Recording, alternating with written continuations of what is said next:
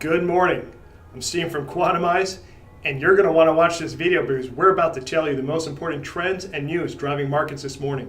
You're watching the Quantamize Global AM Markets Preview. Good morning. Today is April 30th, 2019, and our Quantamize models rebalance tomorrow morning. I'm excited to see what stocks come out as our top buys for May. The S&P 500 continues to grind higher, with large cap tech stocks pushing the index higher, outperforming international peers. As we move further along this earnings season, I'm starting to think about what makes sense to own as we come out of earnings. Does it make sense to maintain exposure to pro-cyclical stocks? Or is it time to start lowering the beta in portfolios? Have to tell you that I'm becoming increasingly biased to lowering the beta in portfolios.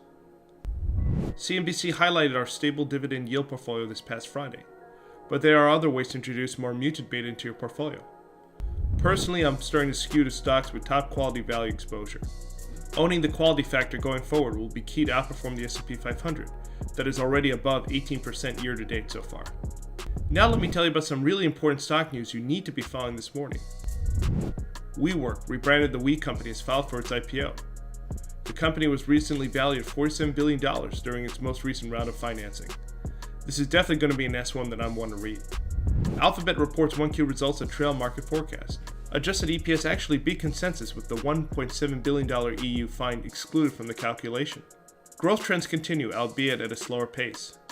One of my key takeaways is that Amazon's advertising business is beginning to take incremental share from Google's business, and this is going to be a trend that I will be closely following in future quarters. McDonald's reports 1Q earnings which beat estimates on the back of stronger than expected delivery sales in the US market. McDonald's delivery is part of its partnership with Uber Eats and helped drive its same-store sales up 4.5%. Versus expectations for a positive 3%. This is a restaurant stock worth watching, especially as higher gasoline prices begin to negatively impact spending trends at casual diners and specialty retailers. And finally, Apple is set to report after the close today with a focus on the company's services business. Remember, investors were spooked by weakening demand outlook for the flagship iPhone product line earlier in the year. The stock is up 44% since hitting its low in January.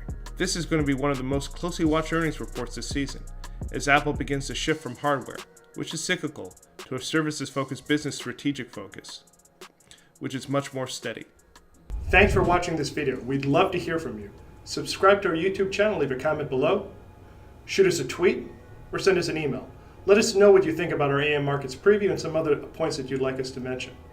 I'm Steve from Quantamize, and you were just watching the Quantamize Global AM Markets Preview.